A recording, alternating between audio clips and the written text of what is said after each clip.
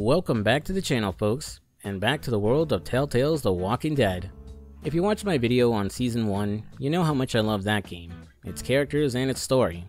Before The Walking Dead, I never really played or had any real interest in the visual novel genre.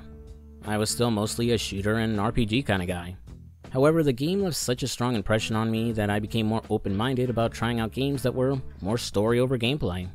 One thing it didn't get me to play was the rest of the seasons and stories of The Walking Dead.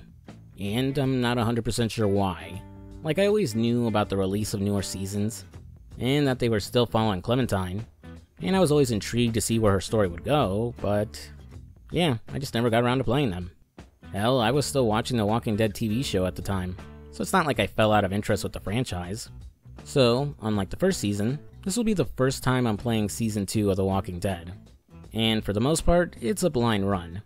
I do know some things that happen in this game in future seasons, but I don't know all the finer details. Does its story measure up to the original? Has it improved on its shortcomings? Let's hop in and find out.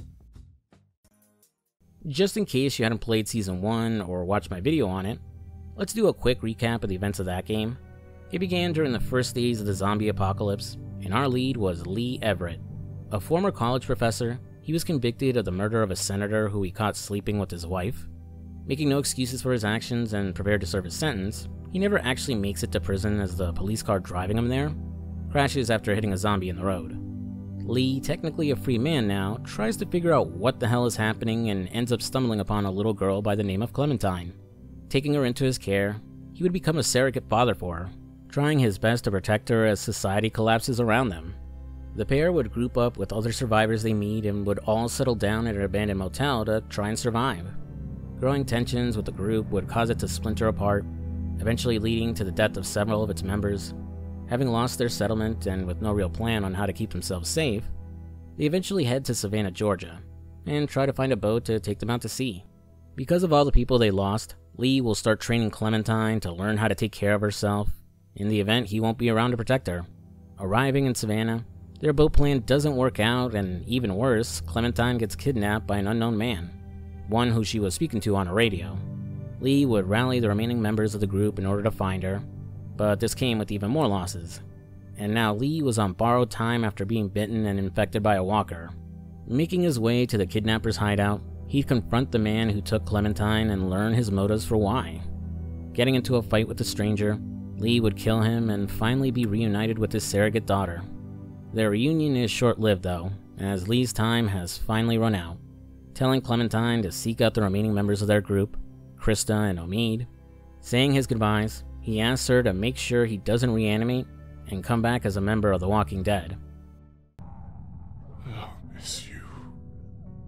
Me too.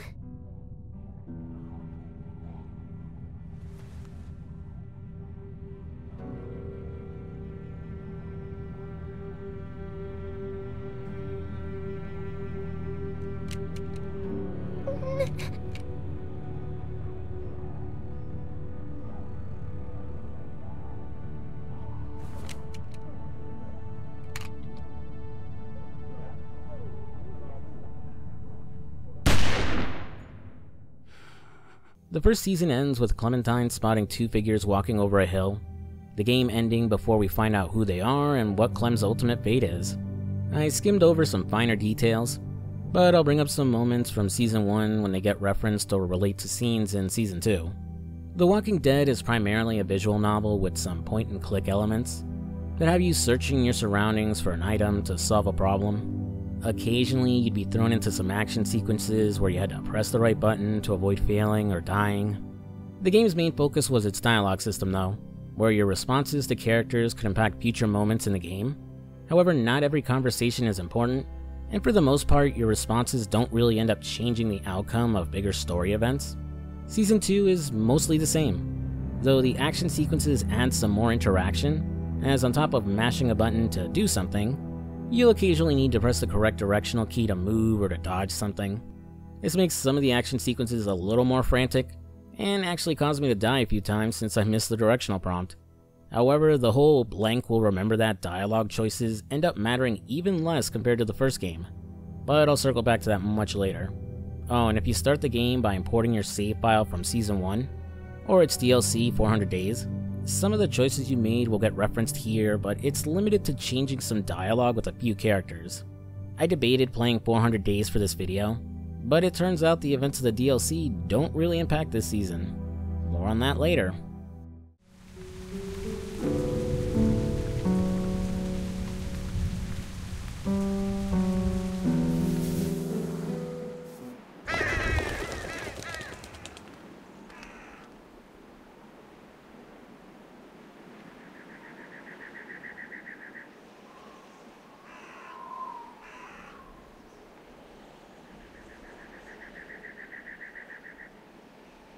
What do you think? Oh, Mead, you can't be serious. I am. We are not doing that. The game begins 8 months after the end of Season 1. Turns out those mysterious figures really were Krista and Omid, as Clementine is now traveling with the two of them. The pair showed up halfway during Season 1, popping up right at the end of Episode 3, when the main group were traveling to Savannah by train. They assisted in clearing a truck that blocked the train's path and ended up tagging along to Savannah. Omid was characterized as being more laid back and sort of the comic relief, contrasting with his girlfriend Krista, who was more serious and level-headed. The two of them ended up feeling underdeveloped, as Omid was out of action for a while due to breaking his leg, and then being sick with a fever. Krista was more active in the plot, actively distrustful of the main group at first, but slowly opened up to them as they searched for medicine for Omid. Her standoffish nature seemed to be driven from the stress of her pregnancy, something she keeps a secret from the others until they connect the dots and realize she's drinking for two.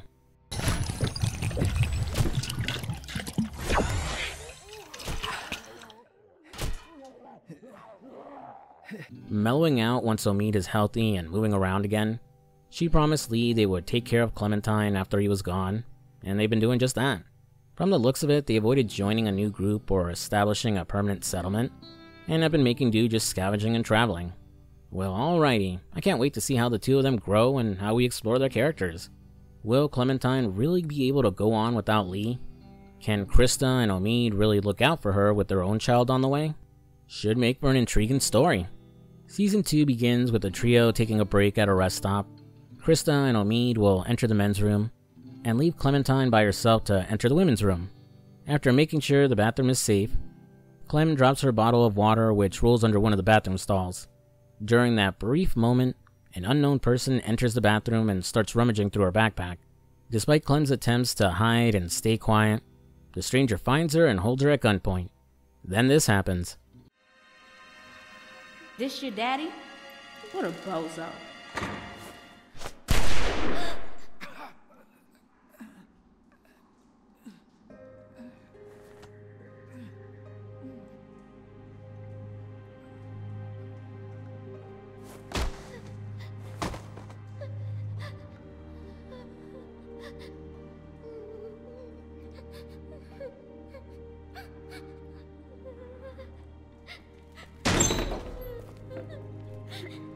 I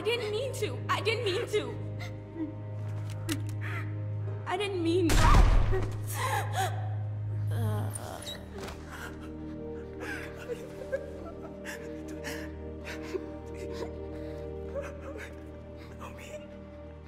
Damn. So long, Omid.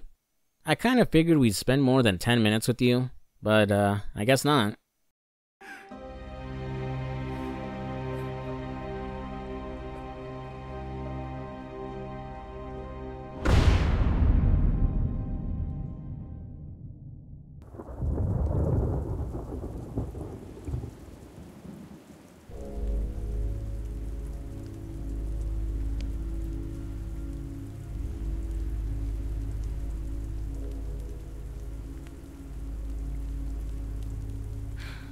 Krista, talk to me.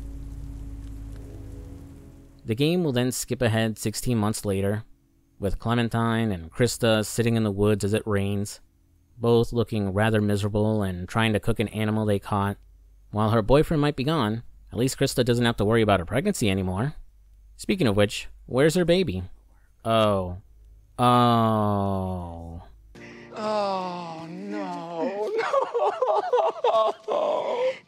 I'll be honest, I had no idea Krista lost her baby.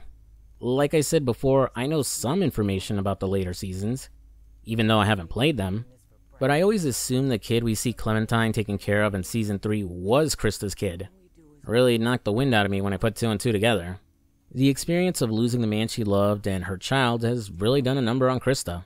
She looks and sounds defeated, like she's given up on her life and is almost on autopilot.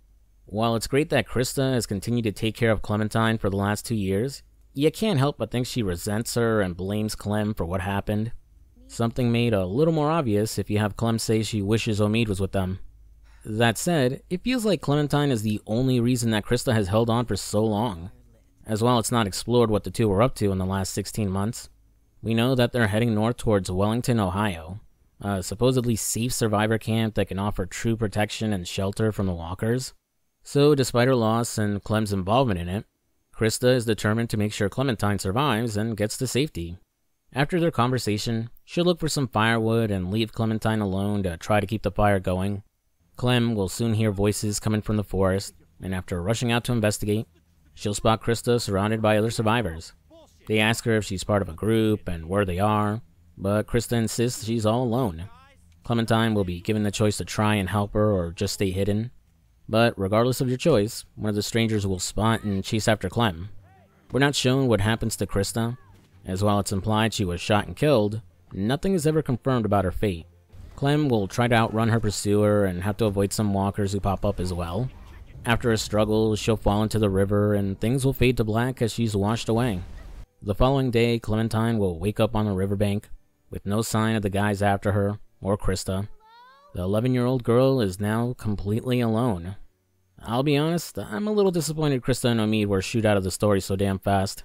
I'm not going to pretend like they're my favorite characters from Season 1, but I was hoping we would see them a little more developed, flesh out their characters, maybe learn some more about their past before the world went to shit.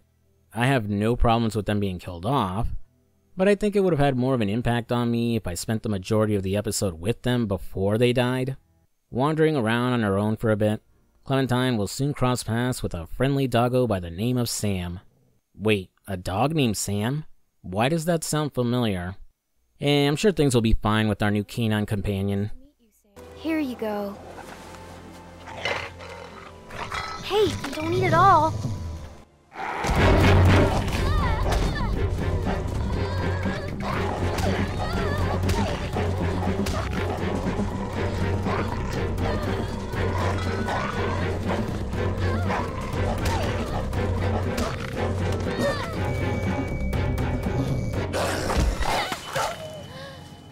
Well, never mind. After Clem finds and starts eating a can of beans, she offers some to the dog, but he gets too greedy, and then vicious when he thinks Clem is trying to take his food. Unfortunately, in defending herself, Clementine kicked the poor pooch onto some tent spikes. While he was very aggressive and bit Clementine pretty badly, who knows how long he's gone on without eating food. So you can't really blame him for behaving the way he did.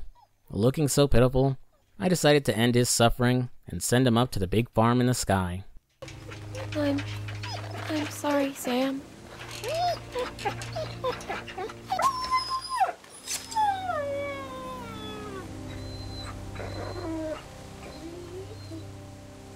Well, this season really is off to a depressing start, isn't it? I can't help but feel really bad for Clementine here, as she starts sobbing while wandering through the woods. She's all alone, lost, in pain, and afraid.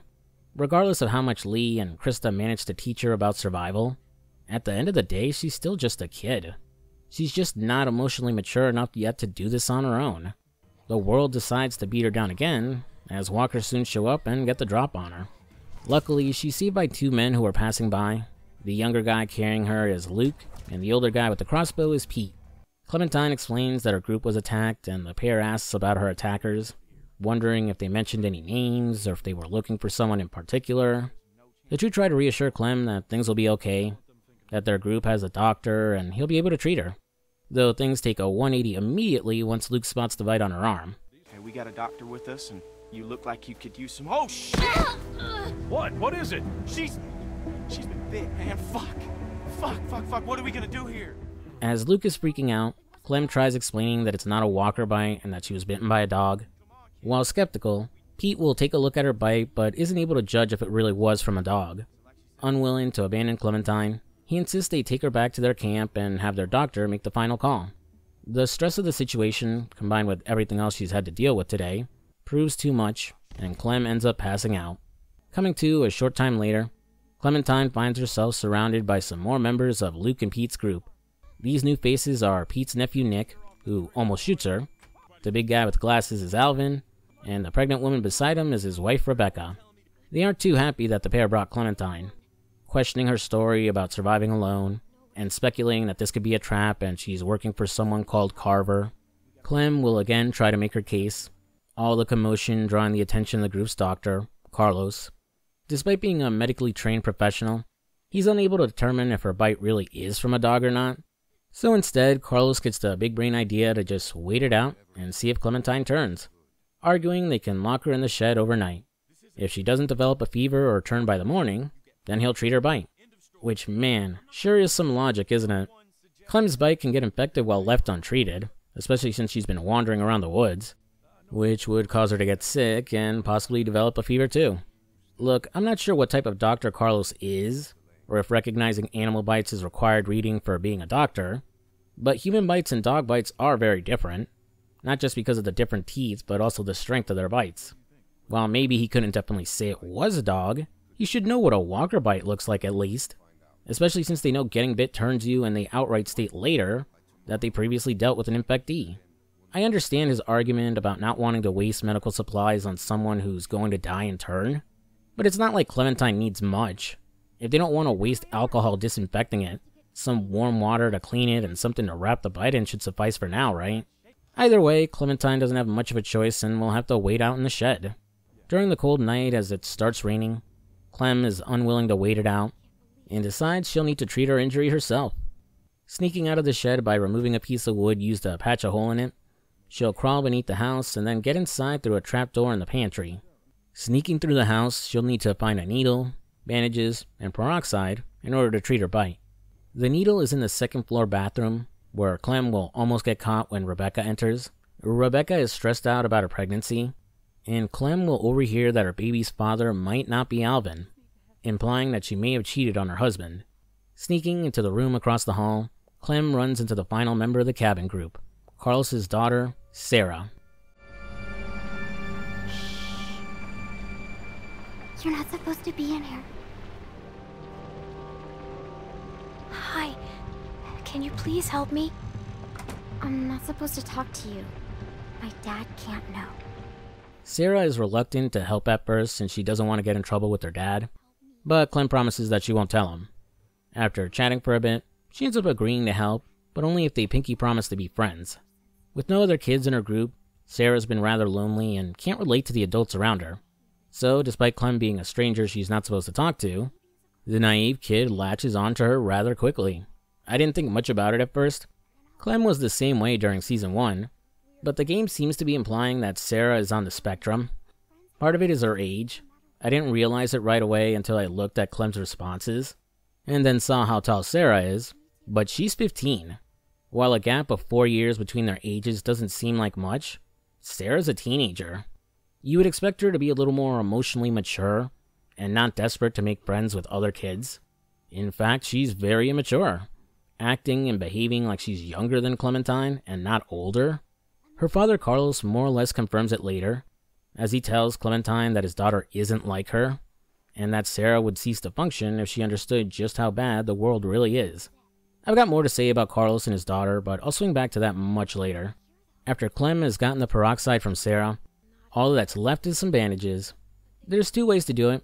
One involves talking to Alvin through the porch window, and the other is grabbing some rags from the final room upstairs. There's also an optional gold watch you can grab that, while not important, can unlock some extra dialogue with someone in the next episode. Once she's got all her supplies, Clementine will sneak back into the shed to treat her injury. First disinfecting it, and then using her needle and fishing wire to stitch her injury closed, with the game showing Clem's self-treatment in all its gruesome glory, turning it into a brief interactive segment. All her screaming attracts a walker that crawls in through the open hole in the shed. After a brief struggle, Clementine manages to kill it just as the cabin survivors arrive after hearing all the commotion.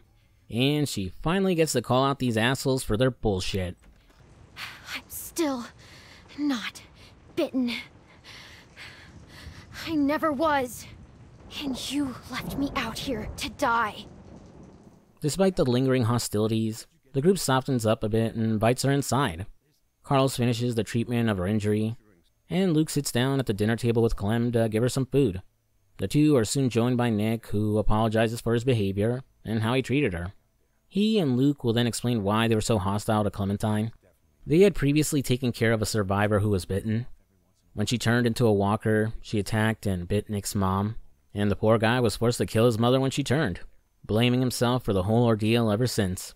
While most of the group has softened up to Clementine, someone who hasn't is Rebecca. She's still hostile with her, telling Clem not to get comfortable and to leave when she can. Though you can knock that bitch down a few pegs by asking her who the baby's father is, and threatening to tell Alvin if she doesn't chill out. The following morning, Clementine will go hunting with Pete and Nick. Despite being family, Nick has a bit of a chip on his shoulder regarding his uncle, as he's always given him a hard time on just about everything, and telling an embarrassing story about the first time they went hunting together. Also, when he was playing football in high school, Pete told Nick he didn't have the makings of a varsity athlete, and told his girl cousins the same thing, which was very hurtful. That said, despite being so hard on his nephew, Pete does genuinely care about Nick and his well-being. He also doesn't hold it against him for what happened to Nick's mom either. After a brief argument between the two, the group stumble upon several dead bodies, some walkers, some human, all with bullets through their head. They speculate who could have done this, with Nick bringing up Carver again. Investigating the scene, Clementine will stumble upon the backpack she lost after getting separated from Krista, and find one of the guys who attacked them. He's barely alive, and you can give him water if you want, but it doesn't change anything. And you still never learn anything about what happened to Krista either. Before the group can figure out what the hell happened here, they get attacked by walkers. This is where the final choice of the episode happens, either saving Nick or saving Pete. Unlike a similar choice you made in Season 1 between helping Doug or Carly, this choice doesn't determine who lives and who dies, as Pete will always die. Choosing Nick means he dies at the end of this episode, while choosing Pete means he will die near the beginning of the next. I went with Pete, but I'll be honest, I was disappointed when I found out how little my choice ended up mattering.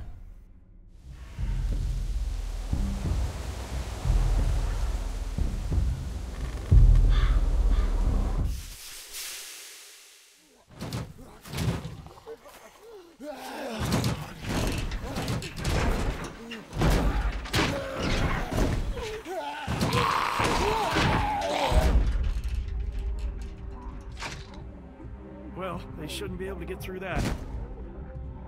On the downside, we can't get through them. At the start of episode 2, Clementine and Pete manage to get to safety by hiding in the back of a van. Pete contemplates what to do about his walker bite, and spotting a hacksaw in the van, debates hacking off his leg before the infection spreads. Though he's unable to go through with it and bitches out. To his credit, it's less about the agonizing experience of slowly cutting off his leg with a rusty hacksaw, like in Saw, and more so because he'd still be done for. Pete would just end up bleeding out, and Clem would be unable to carry him back to the camp anyhow. Skipping ahead to nightfall, Pete's time is almost up. He tells Clementine to look out for Nick, and despite the boy's faults, he still loves his dumb nephew. Maybe he did have the makings of a varsity athlete. Deciding to act as a distraction so Clementine can escape, he'll rev up the engine of the van to lure the walkers to him while she makes a run for it. Goodbye, Pete. Wish you stuck around a little longer.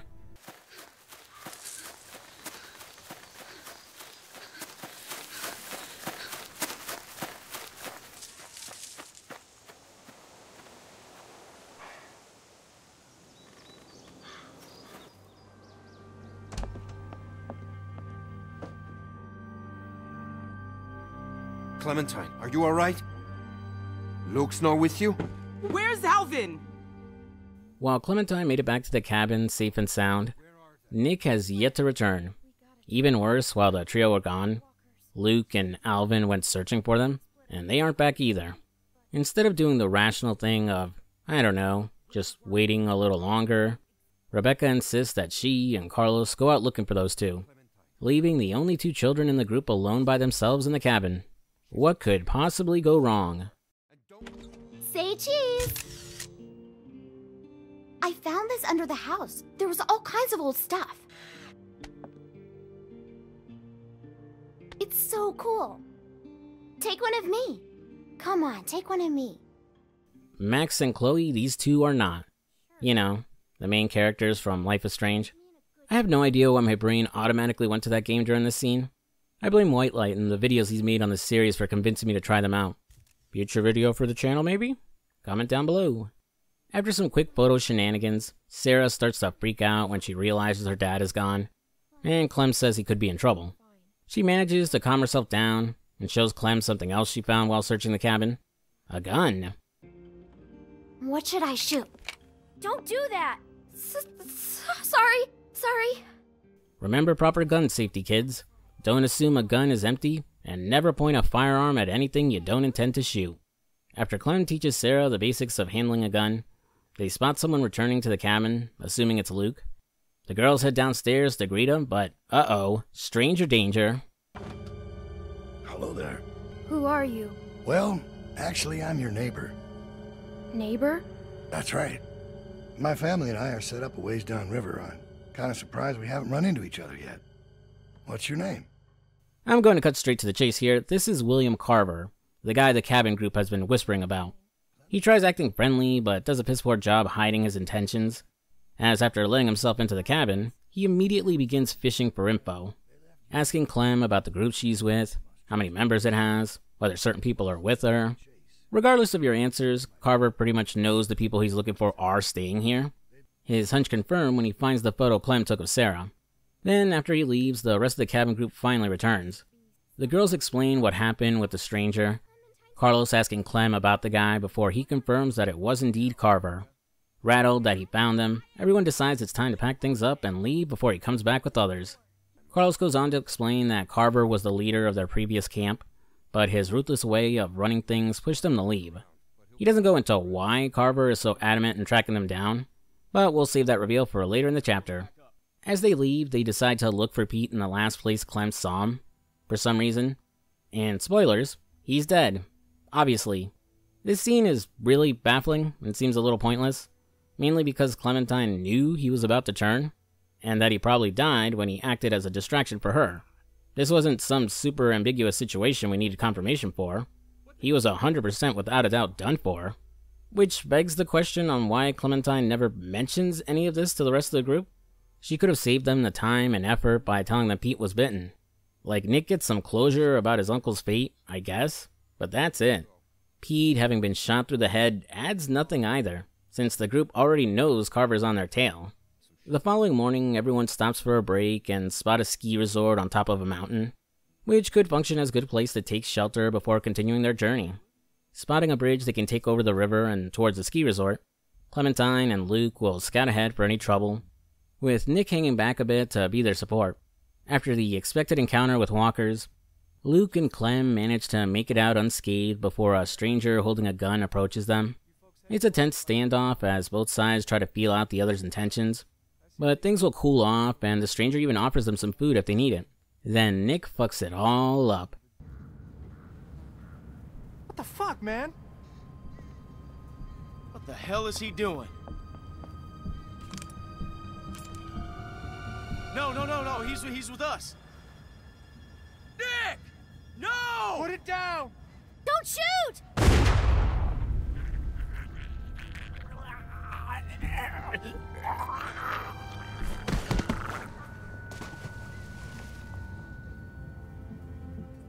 Man, this whole episode might as well be a PSA on proper gun safety and trigger discipline.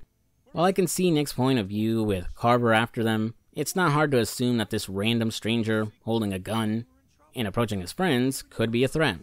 However, even if he couldn't have possibly known the guy's intentions, he should have noticed that the guy didn't have his gun pointed at Luke and Clem.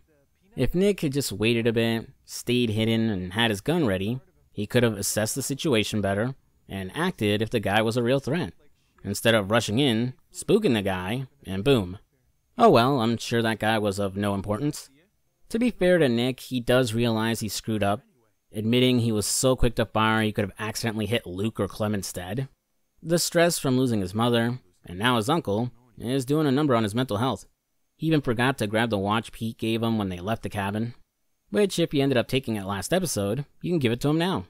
And give Nick some much needed peace of mind, along with the courage to go speak to the others and admit his screw up. I like Nick. Despite his screw ups, his heart's in the right place, and he's a good guy. I think he just really wants to prove himself and help the rest of the group. Before moving on, Clementine will search the shack that the stranger was staying in, finding a hunting knife and then some cans of food, with Alvin approaching her and asking if he can get a can for his wife since she's eating for two. While she was a serious bitch before, after leaving the cabin, Rebecca's mellowed out a lot, and has apologized to Clem for her behavior. So it doesn't hurt to be the bigger person and help her out, especially once we learn why the group is running in the first place. Arriving at the ski resort by nightfall, it's time for a most unexpected reunion. Henny! Wait, you know this guy? Clementine?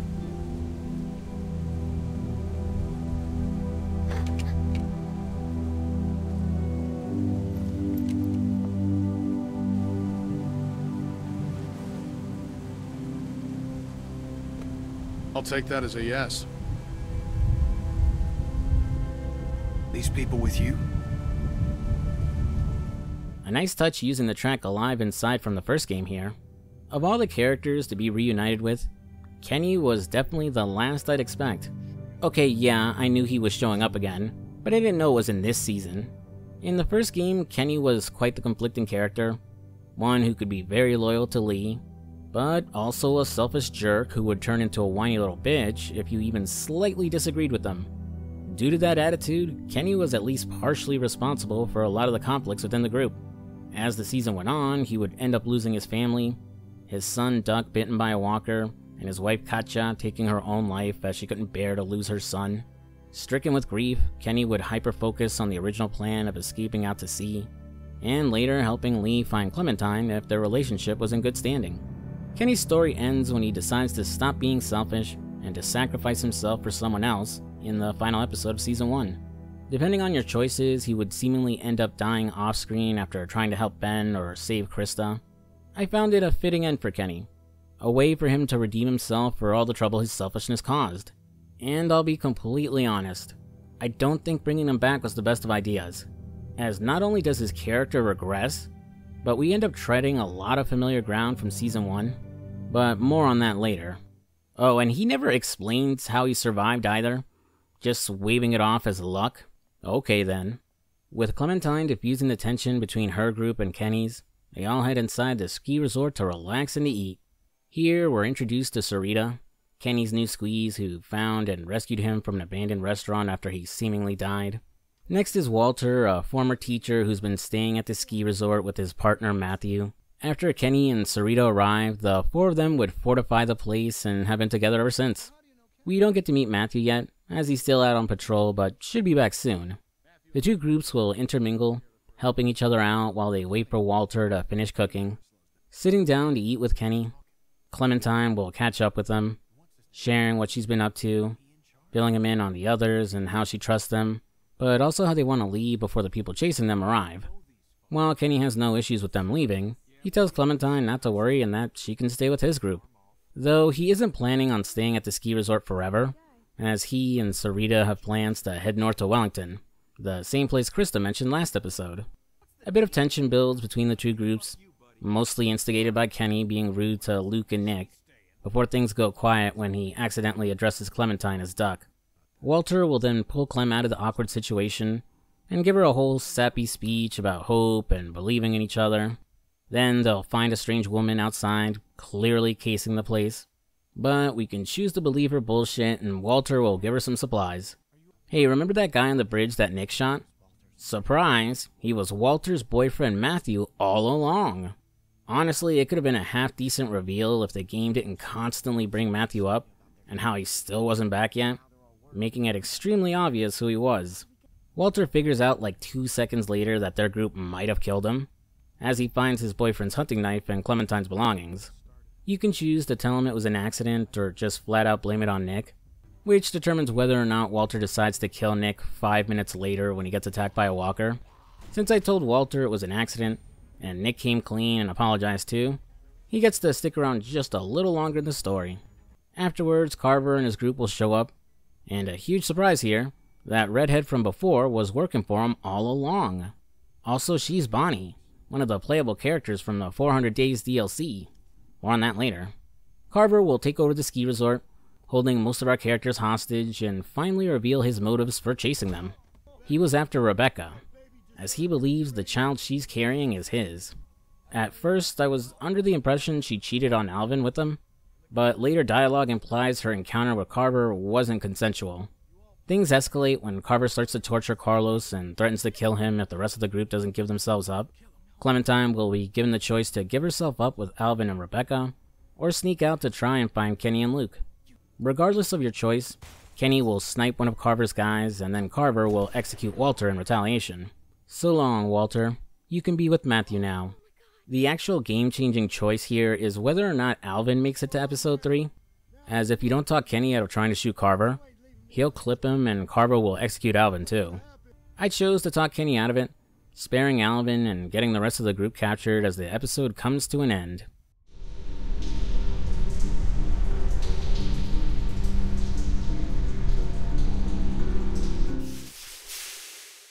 So I'll be honest, on reflection, I really didn't like the last episode all that much. Not only did it feel very bloated, with a lot of pointless segments that add nothing of value to the story, but a lot of the supposed big decisions I made ended up mattering very little, an issue that pretty much continues throughout the season. So I'm going to try and be a little more concise in going through upcoming events. Episode 3 begins with the gang tied up in the back of a van, arguing for a bit before they arrive at Carver's encampment, a heavily fortified warehouse store called Howe's Hardware.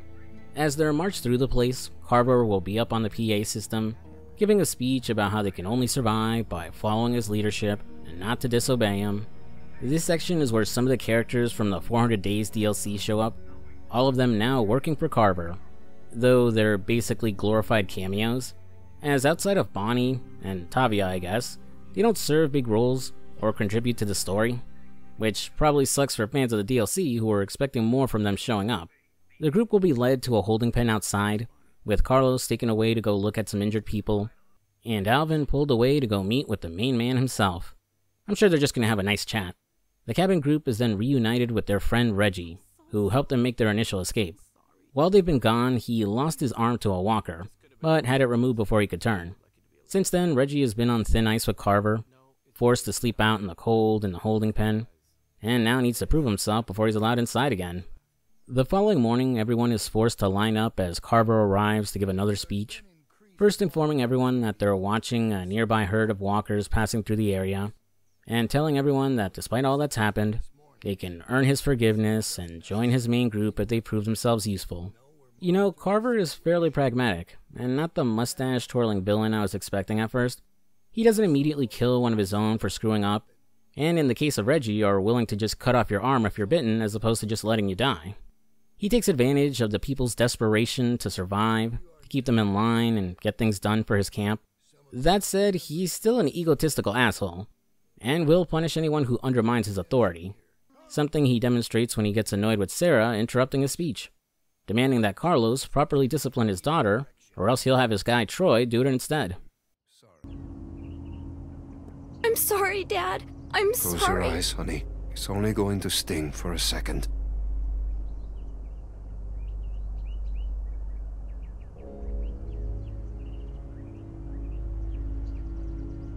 Do it.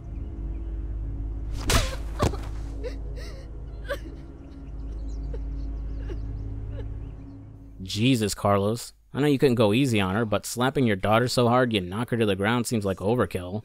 Everyone will now be split up and given their assignments, with Clementine assisting Bonnie in the armory. She apologizes for lying to Clem back at the ski resort, and admits she was originally going to escape too, as she agreed with Luke's misgivings about Carver and how he was becoming too harsh. Ultimately, she decided to stay in hopes of changing the community, as opposed to starting fresh somewhere else. After receiving an ugly jacket from Bonnie, Clementine is then whisked away to her next assignment in the greenhouse. Sarah is there too, and she's still reeling from her dad hitting her. Clem will try to calm her down and tell Sarah that her dad didn't have a choice, before Reggie shows up and tells them how to tend to the plants. Unfortunately, Sarah is too nervous to work, and you'll have to decide to focus on your own plants or do her work for her. Regardless of your decision, Carver will show up and still be disappointed with what he's seeing. Since Reggie was the one in charge and failed him yet again, he's earned himself a one-way trip off the roof. I gave you plenty of chances. Bill! No! No! No! No! Please! Ah! Weakness, incompetence. It puts us all at risk, and it won't be tolerated. You think about that the next time you're asked to do something. Clementine can tell Bonnie what happened immediately after, though she's still in denial about it and insists it was probably an accident. Sending Clem off to deliver some supplies outside, we'll find Kenny getting into a fight with a guy named Mike, another guy who was in the holding pen. Clementine stops their fight by telling them Reggie is dead, and the three of them will have to escape from walkers right after. Once she gets to safety, she'll head back inside but immediately get nabbed. And it's Luke. Oh yeah, I completely forgot about him and didn't realize he wasn't grabbed with the rest of the group. You know, I haven't really talked about him all that much, but Luke is meant to be the leader of his group and supposed to be the voice of reason they all look to. However, he hasn't really done much of anything. Hell, Carlos felt more like the leader during the last 2 episodes. Well, maybe now is his time to shine. While he's a bit out of it due to a lack of sleep, Luke managed to follow everyone here and sneak in without being detected.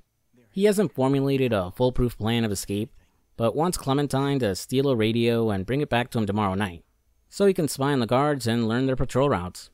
Alright kid, that's actually not a half bad idea. Hey wait, I recognize that comic poster. That's...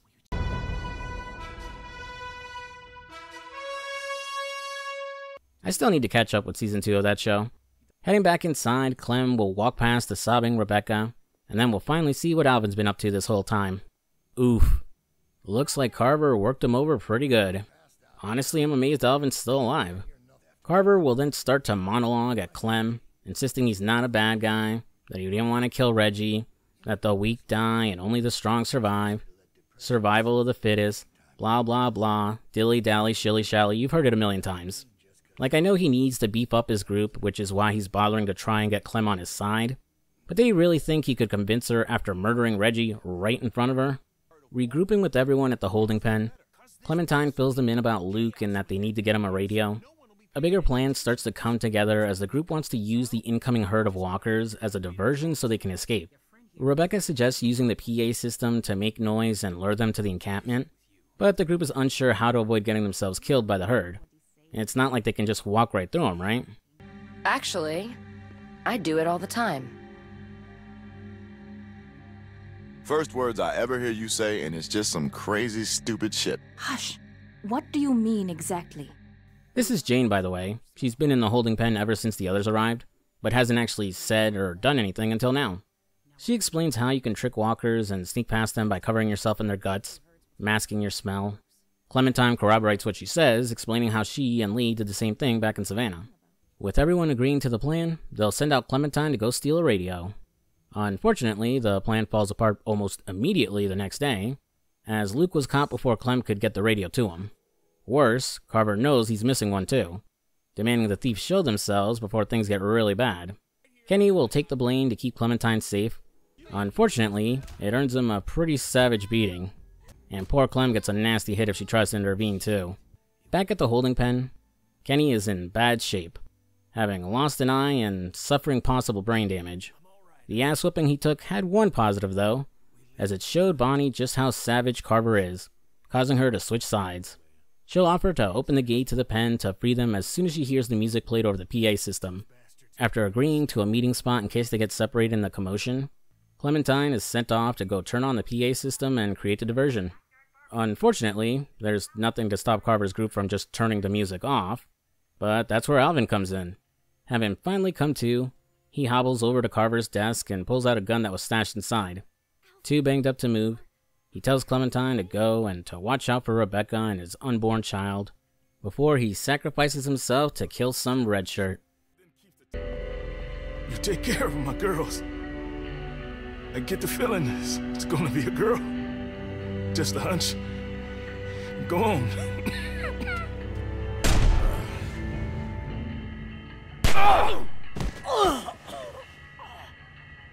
It's too bad you were barely fleshed out and did close to nothing up until now, Alvin. Otherwise, your sacrifice might have actually meant something. This is what I meant about my choices in the last episode feeling so pointless, as Alvin and Nick are so out of focus and barely do anything this episode. Saving their lives doesn't feel like I accomplished anything. Heading back to the group, Clem finds Carver holding them at gunpoint, and saves the day by hopping on his back as he monologues, allowing Luke and Kenny to disarm him. Now holding him at gunpoint, the group briefly debates what to do, with Rebecca insisting they shoot him after finding out Carver killed Alvin, and Kenny is all but happy to oblige. However, he's not done quite yet, insisting they put that asshole down once and for all. Oh, come on, Clementine. Don't be like that. Don't run away. You know you want to see the show. Who do you think you're fooling, huh? I know you. I know who you are.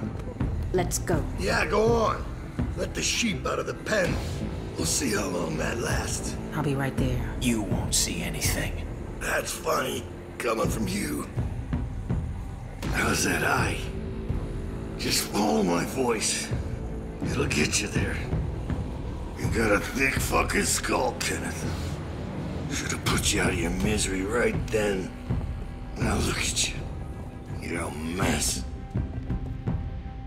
You're given the option to leave or stay with Rebecca and watch Kenny turn Carver's face into ground beef, though I chose to walk away, mainly because I wouldn't be able to show Carver's face getting caved in on YouTube anyhow.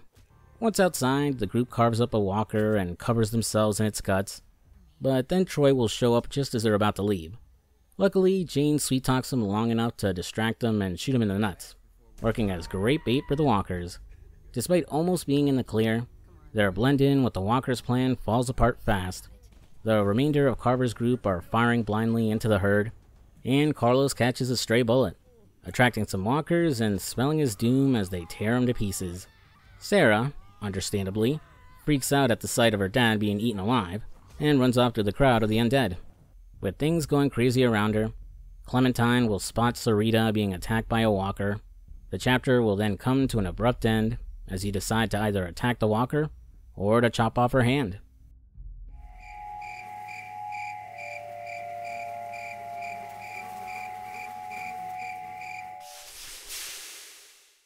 Now, if you chose to cut off Sarita's hand last episode, she'll cry out in pain and start bleeding out, causing walkers to swarm and kill her.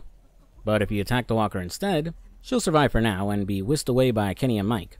Unfortunately, since they took off so abruptly, the two assholes forgot to assure Clementine made it out with them. Luckily for her, she manages to find Rebecca and then Jane, who comes up with some better camouflage. The girls will attack and remove the jaw of a walker and hold his body in front of them to cut through the rest of the herd and make it to safety. The girls will soon arrive at the meeting spot, finding Bonnie and Mike waiting for them. They say Sarita is pretty far gone now and will turn soon. So yeah, Sarita was always done for, regardless of what you did in the last chapter. Though I don't get why they didn't try and chop her arm off after they got away from the herd. As seen by Lee in the last season, and Reggie in this one, she could have survived if they were fast enough. Yeah, I know that doing that last chapter made things worse, but if you're far enough away from danger, and just have Sarita bite down on something, you wouldn't have to worry about attracting walkers. Might as well have her die back there no matter what if the characters just forget that removing a limb is an option. Needless to say, Kenny isn't handling the fact he's losing the person he loves very well. He takes Sarita's impending death much worse than he did Duck's. Back then, he was effectively in denial until Lee and Katja made him come to terms with the truth. Here, he's angry and bitter, very harshly lashing out at Clementine when she checks on him. Kenny blows up on the poor kid, almost bringing her to tears as he blames her for Sarita's death before demanding to be left alone. So I mentioned earlier when he first showed up that Kenny's character ends up regressing, like he didn't grow from his experiences in Season 1. Honestly, he's actually gotten worse. It's not obvious when you first reunite with them, but as he interacts with other characters, he's quick to snap at them for the smallest of things. Kenny is extremely distrustful of anyone he doesn't already know, or who disagrees with him in the slightest. There's this blackness inside him now. He's much more vengeful at those who wronged him, as shown when he caved in Carver's face. While yeah, he lost an eye to the guy, Carver was already crippled from 2 shots to the leg. He was easy walker food. This shift in personality could be attributed to the beating he got from Carver, as Carlos stated that Kenny may have brain damage. Whatever the reason, this new personality and now losing Sarita, will take him down a dark path that makes Kenny leagues worse than he was in Season 1. Giving the guy his space and letting him spend what little time he has left with Sarita, the others wonder about the whereabouts of Luke, Sarah, and Nick. Jane and Clementine will go searching for them, and on the way will start opening up to each other. Jane tells Clem about how she was originally traveling with her younger sister, but due to her issues, she often pretended they weren't related when joining a new group. They debate whether it's better to strike it out on your own or be part of a group, with Jane telling Clementine she's probably better off leaving the others, as things are falling apart fast and they aren't likely to last much longer. Arriving at the outskirts of a trailer park, Clementine will find Sarah's glasses and wonders if maybe she and the others are nearby. While reluctant at first, Jane agrees to help and search, immediately stumbling onto Nick. You never had the makings of a varsity athlete. Man, poor Nick. Not only did his character go absolutely nowhere, he ended up dying off screen and doesn't even get mentioned again after this. Talking Walter out of killing him back in episode 2 changed absolutely nothing. Season 1 handled this so much better when it came to saving Doug or Carly. Sure, the survivor would always get killed by Lily, but they actually did things and contributed to the plot while they were still alive. Carly was effective during shootouts, gave out advice to Lee, and even had some ship teas with him. She felt like a character that mattered, and because of that, it really sucked that you couldn't save her. Meanwhile, Nick and Alvin do so little it's easy to forget they're even still around. So I don't feel a damn thing when they're gone for good. This was the other issue with bringing back Kenny, as the plot focuses way more on him to the detriment of the newer characters. It's really starting to feel like the writers didn't have this season entirely planned out, and that things were changed between episode releases. After putting Nick down, the girls will spot a bunch of walkers trying to get into a trailer, thinking there might be some people inside. After luring them away and getting inside, their hunch is proven correct, as they stumble upon Luke and Sarah. The poor girl is catatonic after the death of her dad, refusing to move or respond to anyone. Luke has been unable to reach her, and due to his broken ribs, can't physically move her either. With walkers on the verge of breaking in, you'll have to decide whether to abandon Sarah like Jane suggests, or try to reason with her and get her to find the strength to move on without her dad. When Clementine's little speech isn't enough, she opts for something more drastic. Slapping some sense into Sarah, the group escapes in the nick of time. On the walk back to the others, Clem will call out Jane for wanting to ditch Sarah. She apologizes and explains she found herself in a similar position with her younger sister Jamie, and unable to reason with her, Jane chose to abandon her. While she regrets doing it, the decision formed her view that it's better not to rely on others and to just look out for yourself. Back at the camp, Bonnie fills us in that Kenny put Sarita down, but he hasn't left his tent since she died. Heading inside to check on him, Kenny's attitude has shifted from anger to suicidal depression. He explains how peaceful he felt when Carver was beating him to death, like he was floating away and all his pain would be over. He hates that he survived, that he has to continue to live on knowing that Duck, Katja, and now Sarita are all dead. You can try and talk Kenny out of it, telling him the rest of the group needs him, to not give up and stop feeling sorry for himself. Clementine can remind him that he's not the only one who's lost people, and take it a step further by telling Kenny she had to shoot Lee, like he did with Sarita. I had to shoot Lee. So don't be an asshole and pretend you're the only one who's lost people. I don't need to hear this shit. I can't even look at you right now. While it doesn't look like she got through to him at first, he'll soon rejoin the others when Rebecca's water breaks, and the group needs to prepare for her to give birth. I'm going to speedrun things here as it's a lot of fluff, but Kenny will stick to Rebecca, Luke will guard the area, Clementine will help Bonnie and Mike search for supplies at the Civil War Museum, before joining Jane to check out the gift shop, and Sarah will do nothing and sit around being useless. It's at the gift shop where Clem and Jane will encounter a Russian boy with a leg brace named Arvo. Holding him up, they question who he is and what he's up to. The kid says he's just trying to return to his group and get medicine for his sick sister.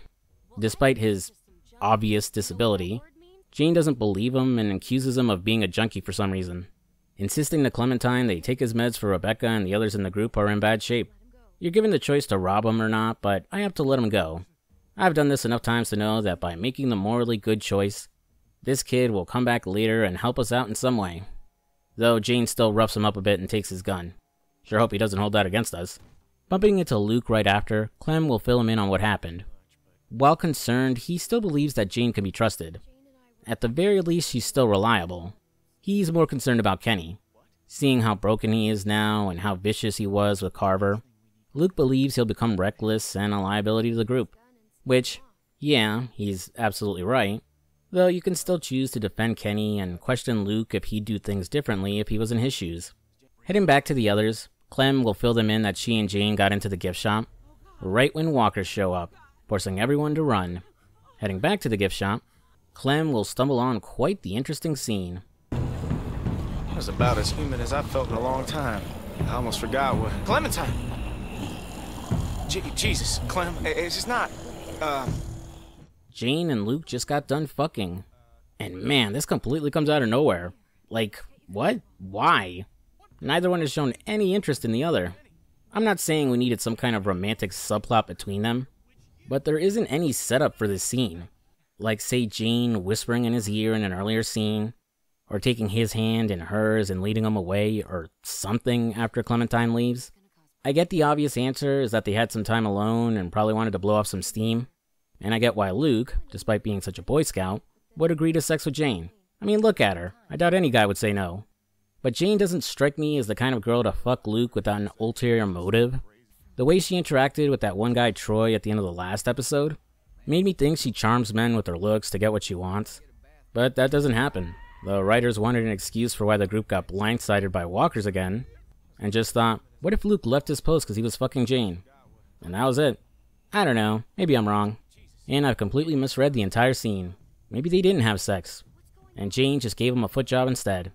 Well, anyways, walkers storm the gift shop, the group has to hold them off, the combined weight of everyone causes the deck to collapse, and poor Sarah gets eaten alive.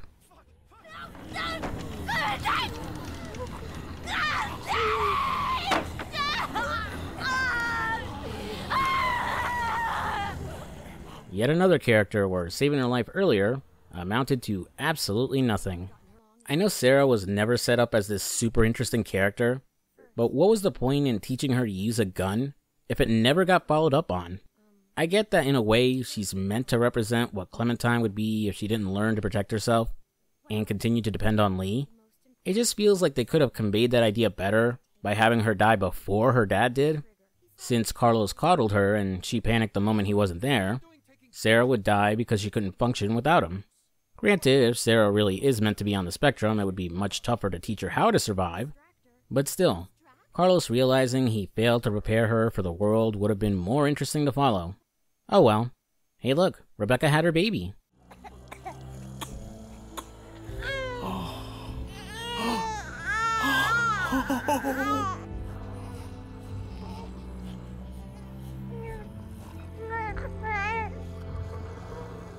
Kinda hilarious, everyone immediately forgot about Sarah the second that kid was born.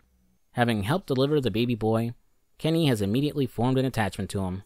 Maybe helping to bring a new life into this world has helped him realize just how precious life truly is, and that he shouldn't just throw his own away. Yeah, that's gotta be it.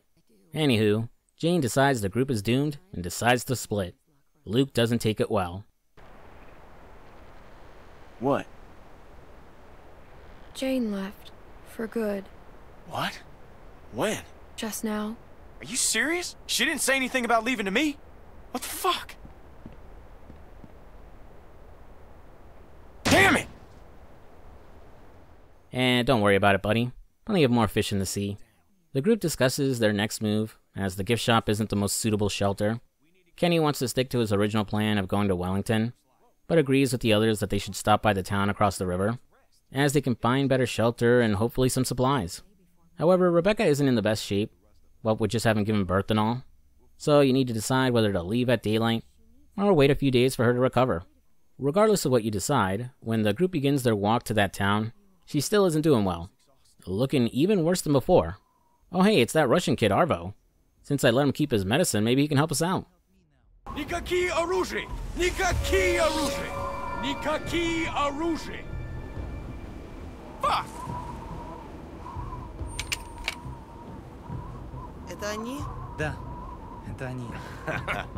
Скажи им, чтобы они поставили их оружие. Son of a bitch. Surrounded by this random group of Russians, it's a tense standoff as everyone shouts at each other to stand down. As it's going down, Rebecca succumbs to the cold and dies. Or maybe she lost too much blood during childbirth. It's not really clear. What is clear is that she's turned and is about to feast on her baby. Your final choice will be to have Clementine shoot her, or call for help, and have Kenny do it. The episode ending as gunfire breaks out. No!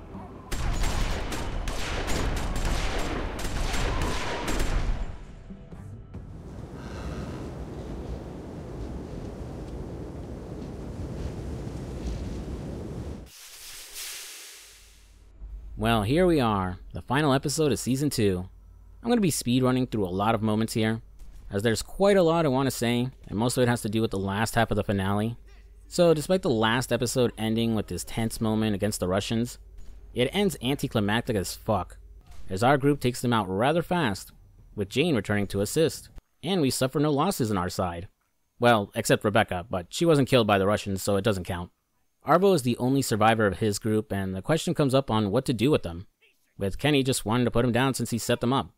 Though the rest of the group isn't comfortable with killing the kid, and ultimately they decide to hold him captive when Arvo says he can lead them to the group's safe house full of supplies. Taking a small break, Kenny will name Rebecca's baby boy Alvin Jr., or AJ, explaining to Clem that she wanted to name him after her husband. Clementine will treat Kenny's eye injury, and he'll express his remorse and his willingness to sacrifice Alvin back at the ski resort, wishing they had got him out of Carver's camp alive, a regret he'll live with the rest of his life as he takes care of AJ. Kenny's guilt about Alvin feels kinda forced, if you didn't let him die at the ski resort, as the two didn't have any kind of relationship while he was alive. Clem says he shouldn't feel guilty since Carver was the one who killed him, but it feels like a clunky way to make Kenny feel like he needs to raise AJ in order to make amends. Which is strange because in the next scene, his motives for taking the kid are different and much more obvious. After Arvo leads the group who knows how many miles, the group decides to rest for the night at a power station, which makes me wonder how he managed to walk this far with his leg brace. Come to think of it, why didn't they go to that town they saw last episode? Wasn't that much closer? Whatever. As the group sit around the fire, share a bottle of booze, and celebrate Luke's 27th birthday, Clem can walk over to Jane and get her to rejoin the party, and you can even have Clem have her first taste of booze. Sure. You okay? I'm starting to think she might be a bad influence on you. Girl your age? It ain't right.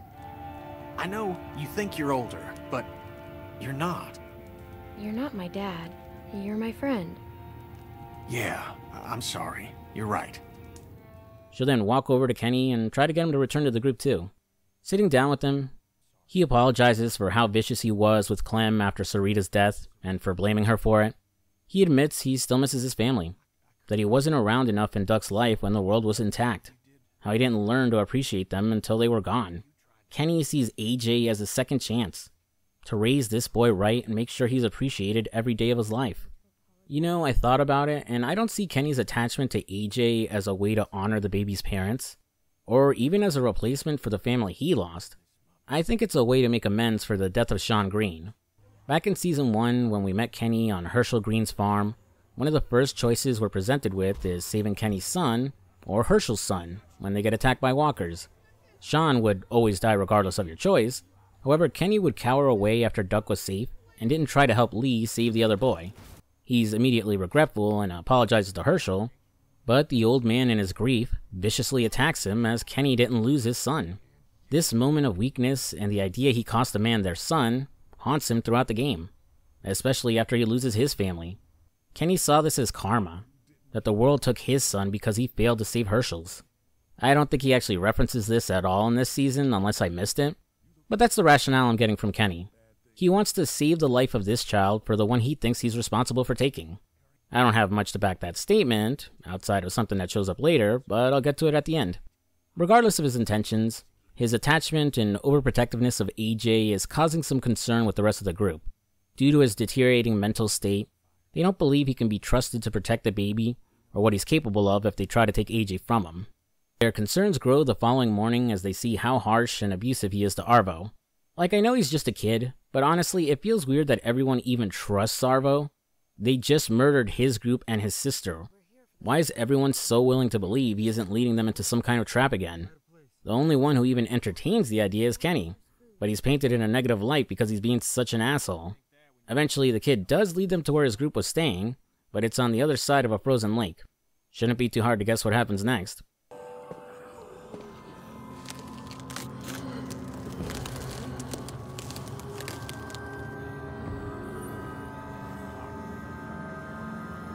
Don't come over here. Hey, I can make it. It's fine. You sure? Yeah. You now have to decide to try and help Luke or cover him from Walker so he can try and climb out himself. I decided to have Clem try and reach him, but then the two of them end up falling through the ice. Clem almost gets dragged down by a walker, but Luke yanks it off her so she can escape. However, that same walker grabs him and pulls him down below, dooming the guy to a watery grave.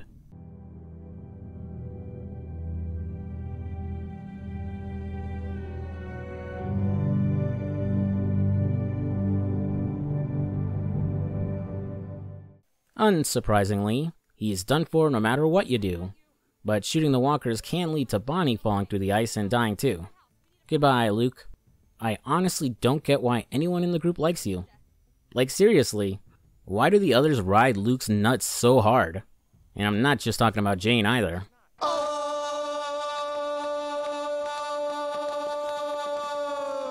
He's treated as the leader of the cabin group, and it's stated multiple times that he was responsible for getting them out of Carver's camp initially. Luke's a friendly guy, sure, but he never came off as capable or good at planning. Like, look what happened when he followed the others back to Carver's camp. His plan to spy on the guards fell apart immediately because he got himself caught trying to steal food. Then there's the last episode where not 5 minutes after Luke said that Kenny could be reckless and a liability to the group, the kid abandons his post in order to get some action with Jane, failing to spot the walkers heading their way, almost killing the others, and indirectly killing Sarah. Luke just never came off as a good leader or someone others would willingly follow. He just seems like the only option since Kenny is going crazy, and Mike has no presence in the plot. I'm going to leave the issue for now, but I'll bring up more of my thoughts on Luke at the end. After Clementine is pulled out of the water, they need to get her warm fast before she freezes to death. Once inside the shelter, Kenny thinks Arvo really did trick them due to the sorry state the place is in. Provoked by the kid and losing his cool, he starts beating the ever-loving shit out of him until the others finally get him to stop. Searching around, Jane found some bags of supplies, proving that Arvo wasn't lying, and that Kenny was completely out of line. After getting a fire going to warm themselves up, Bonnie, Mike, and Jane discuss their options and what's to be done about Kenny. His savagery on full display, none of them believe he can be relied on anymore. They'll push Clementine to talk to him and try to get him to realize what he's becoming. Heading outside, she'll try to help him try to get a pickup truck running, but he brushes off what happened earlier. Kenny says they should just move on and focus on taking care of AJ, returning to the old plan of getting to Wellington, even though he has no idea if the place is even real or not. Failing to make much headway, Clementine will stop to chat with Bonnie, and you can choose to have Clem have her first smoke. Want one? Sure.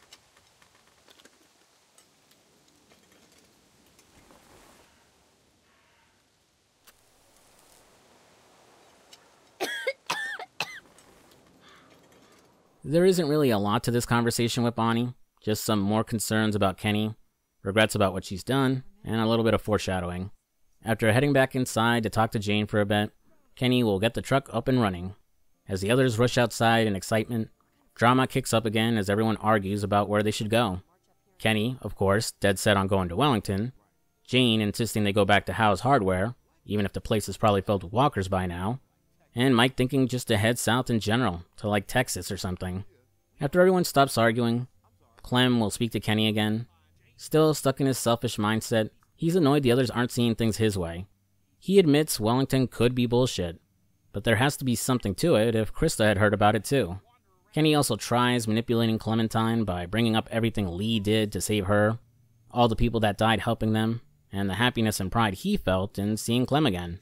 While Clementine can say they'll need the others and Kenny will agree with her, it's very obvious he wants to ditch the group and only take her and AJ with him. After everyone goes to bed, Clem will hear a noise outside and see that someone else had the same idea as Kenny.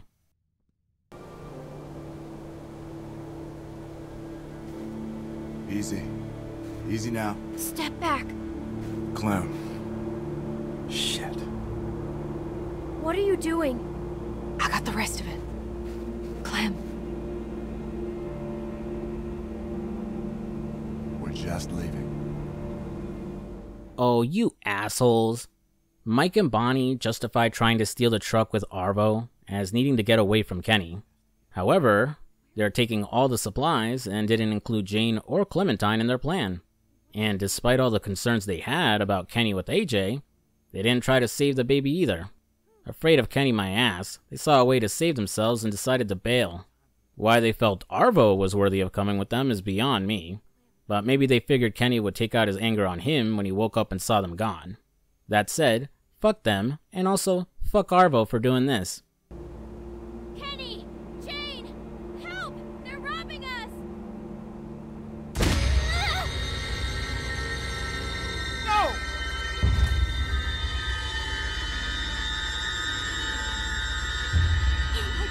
Clem! Bonnie, we have to go. Don't you touch me. I'm so sorry. I didn't mean for this to happen. Oh my God, Clem! What the fuck did you do?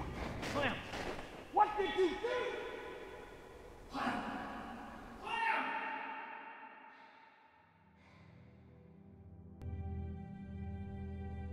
Clem!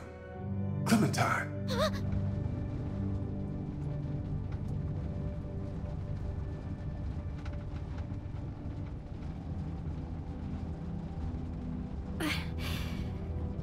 Lee? It's just a bad dream, Sweet Pea. Lee, is that you? Oh man, I had the strangest dream. You were a homeless man in New York City. You were raising a bunch of pigeons and you needed Spider-Man to help you find them when they got lost. And then there was this forced dramatic scene where you died in the second game. Joking aside, it's actually really nice to see Lee again. In Clementine's dream, we're back on the RV during episode 3 of season 1, when we found out that Duck was bitten. Though this isn't how our conversation with Lee played out during season 1. I think Clementine brought herself here as a way to cope and find answers to everything she's been dealing with throughout this season. She doesn't outright state that, but you pick up on it with how she discusses things like Duck getting bitten, and the whole mess with Lily killing Carly. Clementine is trying to understand why people do the things they do, if anger and sadness justify those actions, and how she's supposed to know what making the right choice is. Lee explains it's not easy to understand others, that the right answer isn't always the obvious one, and part of growing up is having to make tough decisions to protect the people you care about, even if it means hurting others. While she doesn't want to hurt others, Lee says it's just not that easy. It might feel a bit clunky that she needs to talk to Lee's ghost in order to find answers and reassurance, but I don't know, I like this scene. Clementine still misses him. She doesn't have anyone else she could turn to like this. All she can do is depend on the memory of the man who took care of her, and focus on what he would do in a situation like this. Also, it's a bit of foreshadowing for the tough choice she'll need to make soon. I'm scared, Lee. What can I tell you to make it better? That you won't leave me. Oh, I wouldn't do that. I promise. Everything's gonna be all right.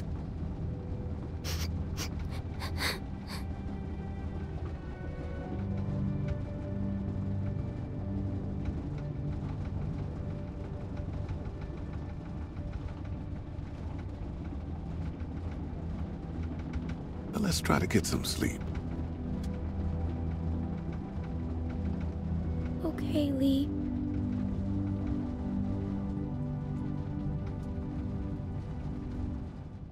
When Clementine wakes up from her dream, she finds herself in the truck alone with Kenny, Jane, and AJ. They explain she passed out from shock after getting shot, but that she should be okay since the bullet went through her shoulder. Unsurprisingly, Bonnie, Mike, and Arvo bailed after Clem was shot, ditching the truck when Kenny and Jane came running. And that's the last we hear of those three assholes. Kenny is driving north, sticking to his plan of going to Wellington despite Jane's protest that they should head south and somewhere they know exists in order to survive. The two will continue arguing for a while till they reach a bunch of cars blocking the road. Kenny will get out to siphon gas since the truck is running low. Jane taking the opportunity to tell Clem they should ditch him while he's gone. Walkers start descending on the car, and Clem will ram into one, causing it to go through the windshield. As she struggles to deal with it, Jane ditches her and runs off with AJ. Clem is then forced to go through the growing storm on her own, until she makes it to the rest stop Kenny said they should all regroup at. Clementine will find him there, but he immediately starts to lose it when he doesn't see AJ, and finds out Jane has him. Jane soon joins them, but doesn't have AJ with her, and doesn't elaborate what happened to him. Kenny freaks out yet again, and runs outside to look for him. Jane taking a moment to tell Clementine not to get involved with what happens next. Kenny comes storming back, overwhelmed with anger, and his eyes set on Jane, accusing her of willingly killing AJ. She tries to defend herself, claiming whatever happened to him was an accident, and the two will get into a huge brawl. Both really going at it, and with Clementine desperately trying to separate them. As the fight escalates and reaches its peak, you're giving your final decision, and the one that determines the ending of the game. Either choose to save Jane by shooting Kenny, or look away, allowing him to kill her. Now I'm going to stop for just a bit before I talk about the different endings, and the one I chose. The game has been beating us over the head that Kenny isn't in his right mind, that he's becoming reckless and violent, that the others are growing afraid of him. Which is true. This has absolutely been happening. So when he and Jane start going at it, it's fair to assume he's finally reached his breaking point. However, this huge fight, and Kenny looking like he's lost it once and for all, is completely and utterly fabricated, as Jane instigated this entire thing. It's extremely obvious she's up to something when she doesn't explain what happened to AJ, and immediately tells Clementine not to get involved in what's about to happen. Whether you decide to side with Kenny or with Jane, you'll find out that she had placed AJ in an empty car nearby. If you side with her, she'll admit that she set Kenny off to show Clementine what a real monster he was, and they weren't safe with him. Which is unbelievably stupid. Yeah, Kenny is losing it. But you know the phrase, don't poke the bear? Of course he was going to go off the rails if you intentionally decide to set him off. Not only that, but Jane's idea hinged on the fact that she could kill him before he kills her. Which means that if she didn't make it, no one would know where AJ was, and she'd be condemning the baby to die. Also, let's not forget that she ditched Clementine and left her to fight a walker stuck in a windshield by herself. The final confrontation isn't about deciding who's right or if Kenny is too far gone, just which asshole you trust more than the other. So, having picked up on something fishy going on with Jane, I just let Kenny do his thing.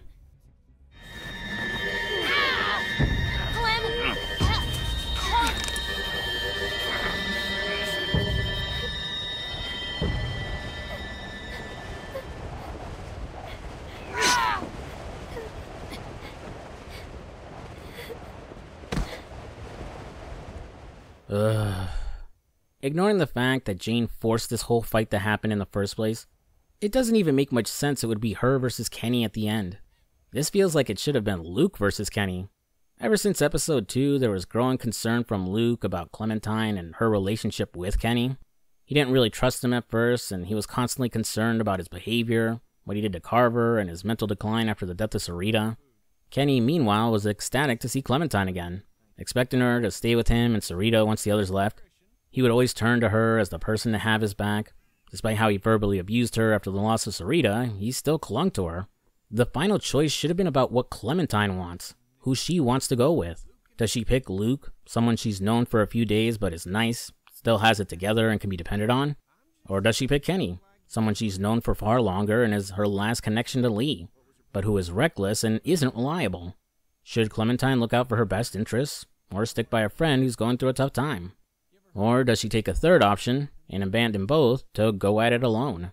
It makes for a more compelling choice, one with some ambiguity about whether any of them is truly in the right. Alright, let's wrap things up as I still got more to say in my closing thoughts. There's 3 endings with a few variations based on some extra choices. First, if you side with Jane after she reveals AJ was alive and that she set the whole fight up with Kenny, you can choose to turn your back on her, with Clementine taking AJ and going out to survive on her own.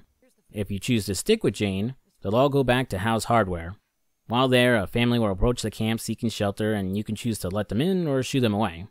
Meanwhile, if you choose Kenny, after they find AJ, Clem can say he's too dangerous and once again opt to go it alone with AJ.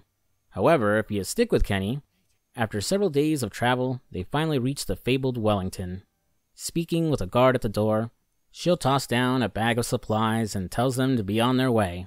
Wellington is at capacity, and they can't take in any more people if they expect to survive. Devastated after all they went through and all he's done, Kenny says something I wasn't expecting. Just take the kids. What? Please. Just take the kids. It's too dangerous out here for them. Kenny, It's just a little girl and a baby boy. You can make room for that. You can take back the supplies you gave us if that helps. Please, just... I need them to be safe. And it's safe in there. I know that. Just ask someone, please. They won't make it out here. Please.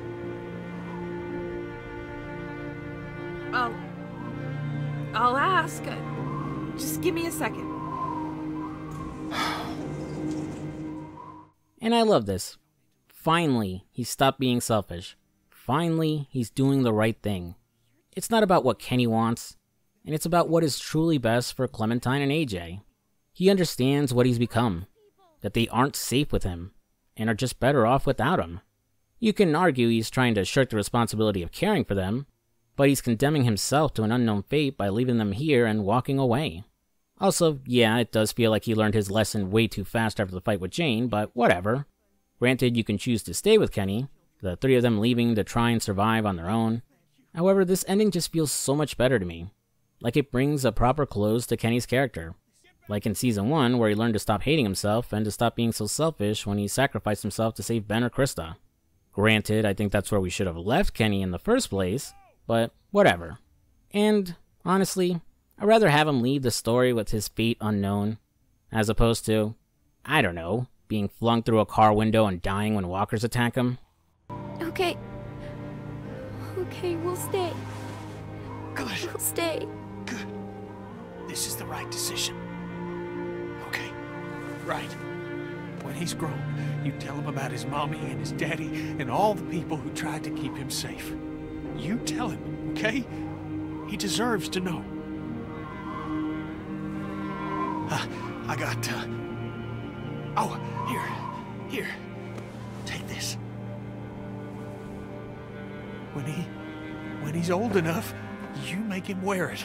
It'll keep the sun out of his eyes. That's important. All right.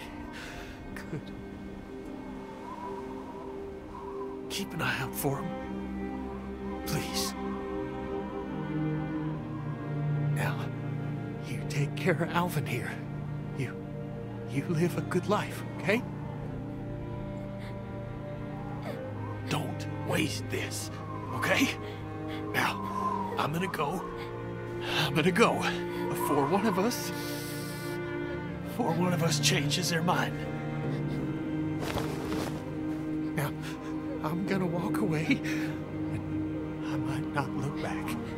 Not because I don't want to. I'm real glad to have met you, Clementine.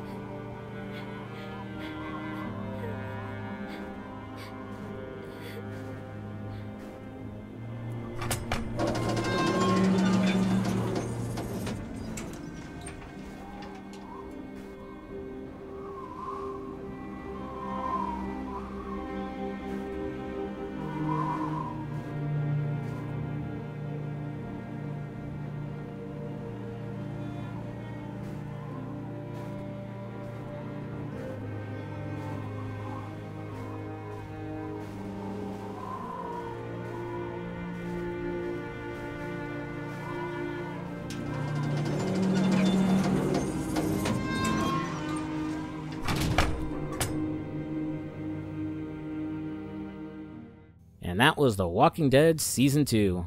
Man, I did not expect this story to turn out the way it did. Despite my reservations at first when Omid and then Krista left the story, I really enjoyed most of Episode 1, and was eager to see where it was going. I was still mostly on board with Episode 2 when Kenny showed up, but that's when I picked up on the issues with the story and things started to go downhill. I can't say that I hate this season. Not as good as the original for sure, but it wasn't an entirely bad experience. I liked some of the new characters.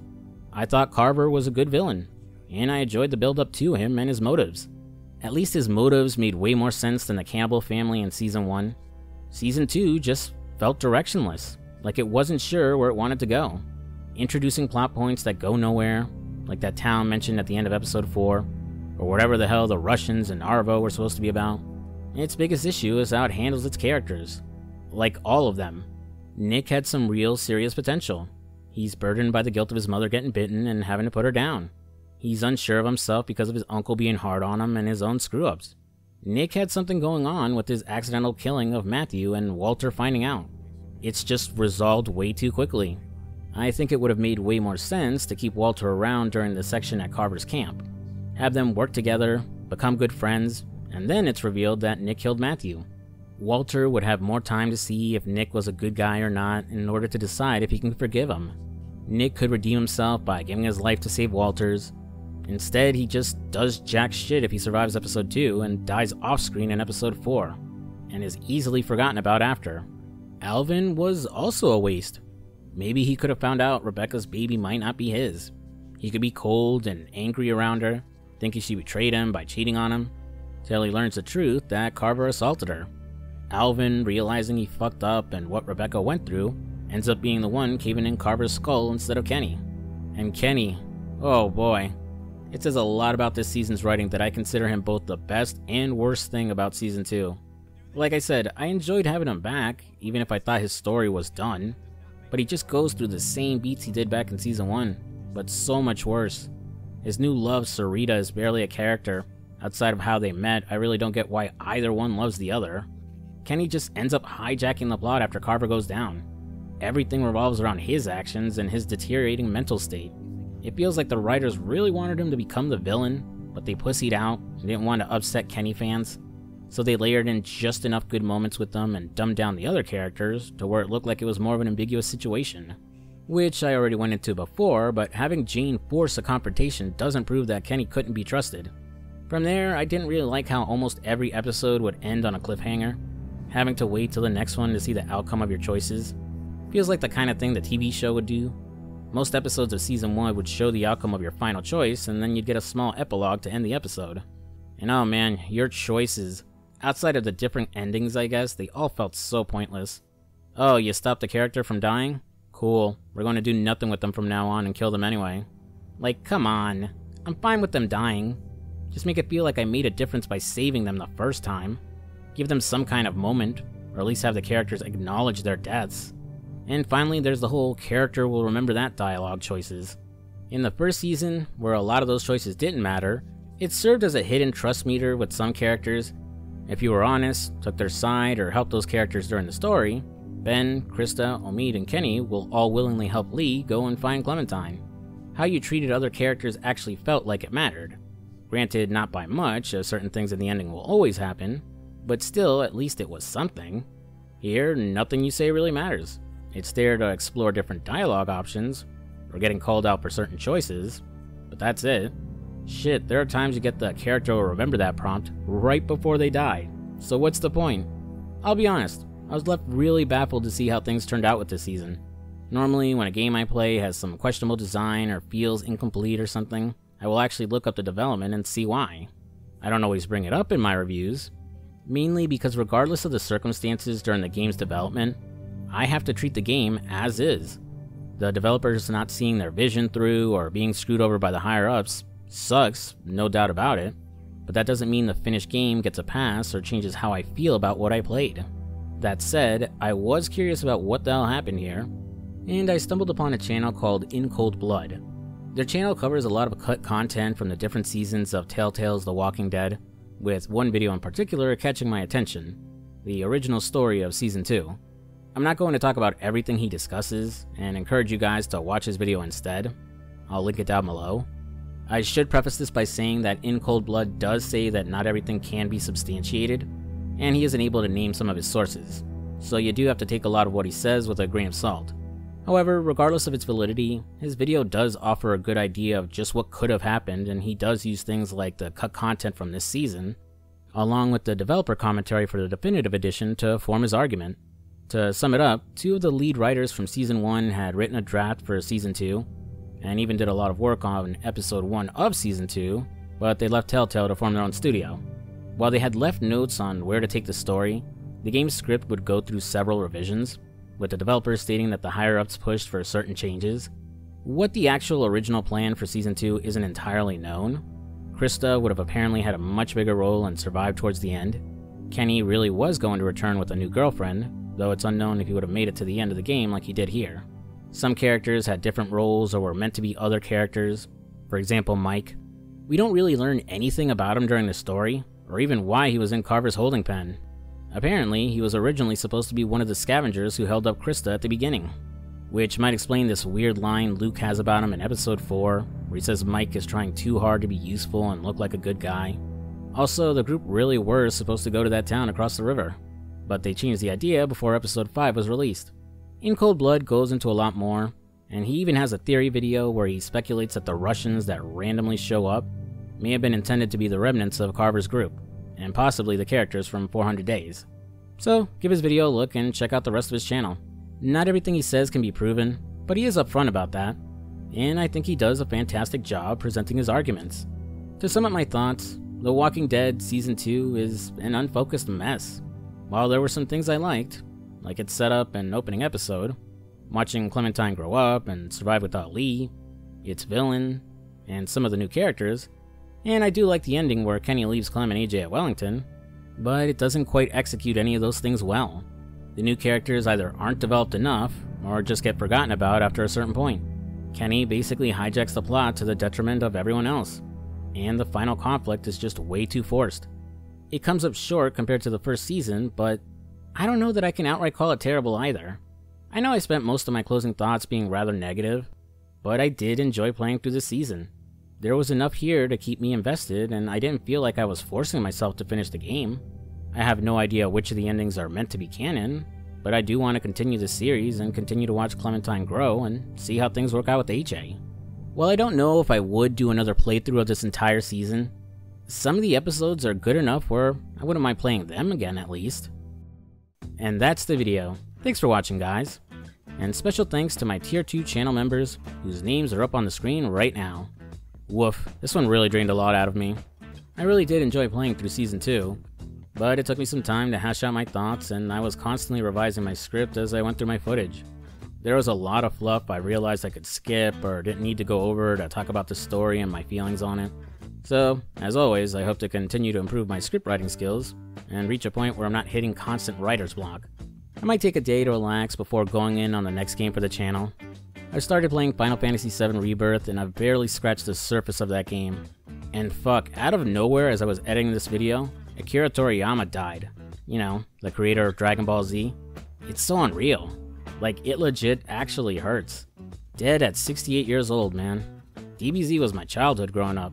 Probably the anime for a lot of your childhoods too. And he was the artist for my favorite game of all time, Chrono Trigger. I always like to replay the game every few months I can, so I might actually start doing it again now. Though, after Final Fantasy VII Rebirth. Keep an eye out on the community tab if you want to find out what the next game I'm going to be covering is. As always, thanks for watching, guys. If you enjoyed the video, give it a like and comment down below. Which season of The Walking Dead is your favorite? Is that new Rick Grimes Walking Dead show any good? Post your thoughts down below. And if you're new to the channel, I would appreciate it if you subscribed. And check out whatever the recommended video is here at the end. I'm FuzzySlippers, and I'll see you later. Peace.